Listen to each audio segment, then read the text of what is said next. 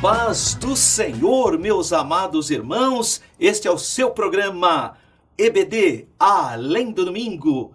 Eu sou o professor Alberto e vou trabalhar com você as 5 questões do nosso questionário da lição de número 10, o pecado do homem segundo o coração de Deus.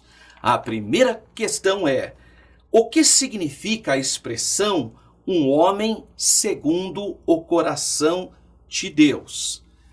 Um homem segundo o coração de Deus é aquele que procura agradar a Deus, é aquele que deseja estar no centro da vontade de Deus, é aquele que valoriza as coisas de Deus, que coloca o Senhor em primeiro plano na vida dele, que é sensível à palavra de Deus.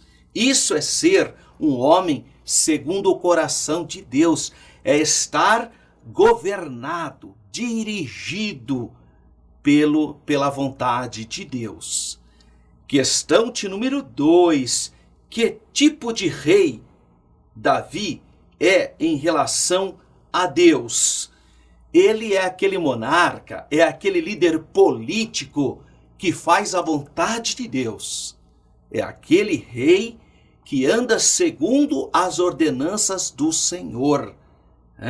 Então ele é um homem que prioriza as coisas de Deus. Esse é o tipo de líder, é o tipo de rei que o nome do Senhor é glorificado, Ele é um líder político que tem compromisso com o Senhor. Por isso ele coloca as coisas de Deus em primeiro plano. Questão de número 3. Por que Davi pecou? Irmão, a Bíblia é clara.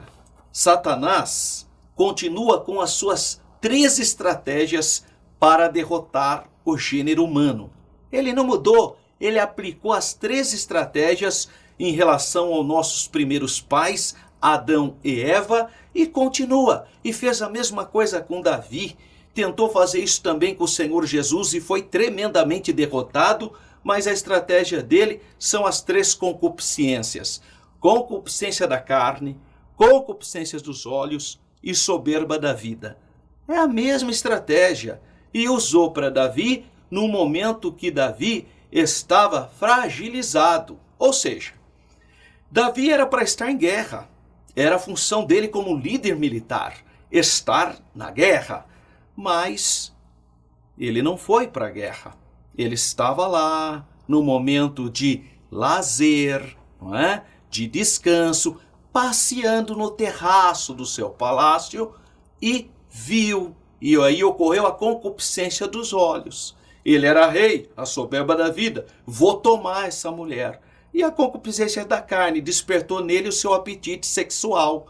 Então essas três elementos trabalharam para que ele pecasse. Mas isso é uma coisa que todos nós estamos sujeitos, irmãos. Se não vigiar, o apóstolo João nos alerta sobre essas questões, sobre essas concupiscências. Então, aqui a pergunta diz: por que Davi pecou? Davi não pecou apenas por ter notado Betseba, que é a mulher, mas porque seu olhar foi errante. Foi o quê? Um olhar que tinha a concupiscência dos olhos. Ele não procedeu como Jó, o justo Jó, que fez concerto com seus olhos para não pecar, conforme Jó 31:1. Todos nós estamos sujeitos, irmãos. Por isso que nós precisamos ter a direção do Espírito Santo e tomar cuidado para não permitir que a velha natureza venha agir. Então Davi olhou para aquela mulher. O primeiro olhar dele foi um olhar de inocência, olhou. Mas o segundo olhar dele foi de concupiscência. Aí ele desejou aquela mulher. Acontece que ele não foi perguntar quem era a mulher, ele simplesmente mandou tomar porque ele teve a soberba da vida, ele era o rei, achou que podia fazer. Ao invés de perguntar primeiro, se informar, ele poderia até casar com aquela mulher, ele era o rei, mas a mulher já era casada. Mas ele não, por causa da soberba da vida, não, eu posso. E o terceiro problema, o seu apetite sexual. O que ele fez? a concupiscência da carne. Quer dizer, não teve domínio próprio. Então, esses elementos, todo ser humano está sujeito. Mas se a pessoa resistir, o que a Bíblia fala? Resistir o diabo e ele fugirá de vós, né? Então, se a pessoa resistir, ela vai ser vitoriosa com a graça do Senhor.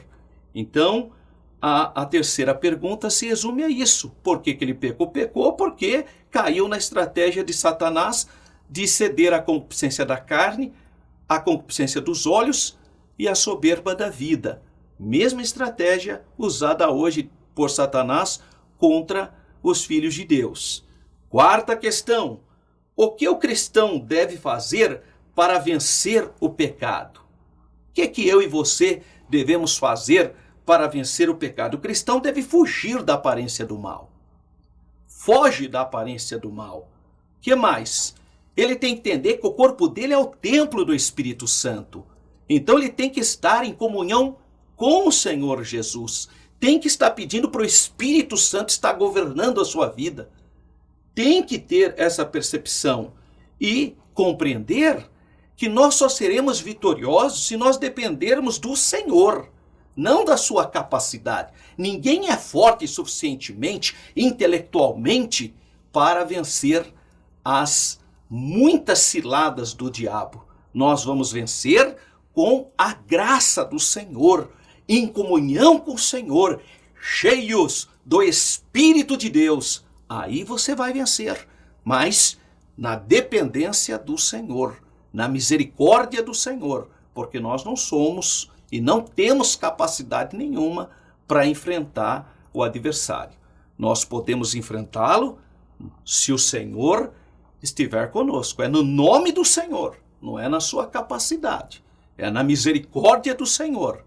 É dependendo do Senhor.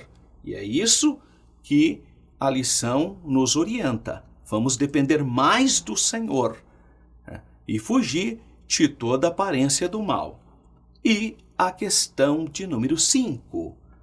Qual o propósito de Davi tomar Betseba como esposa? Bom, o propósito dele era o seguinte: ele tinha o propósito de que, quando a criança nascesse, fossem afastadas qualquer suspeita de um relacionamento extraconjugal. Então, ele sabedor que o Urias, o heteu, marido de Betseba, havia falecido na guerra, que foi ele mesmo que provocou isso, então ele quis casar com a Betseba para aí tá tudo resolvido, né? Isso na cabeça dele, isso é o projeto dele, é o plano dele. Mas obviamente que esse foi um pecado horrível e Deus trouxe justiça sobre essa circunstância. Então, meu amigo, meu irmão, não se iluda. Deus não deixa escarnecer. Tudo que o homem plantar, certamente ceifará. Então, não adianta ter estratégia para encobrir o pecado. Não adianta achar que você é demasiadamente inteligente para esconder os rastros do pecado. Porque no tempo certo, o Senhor entrará com providência.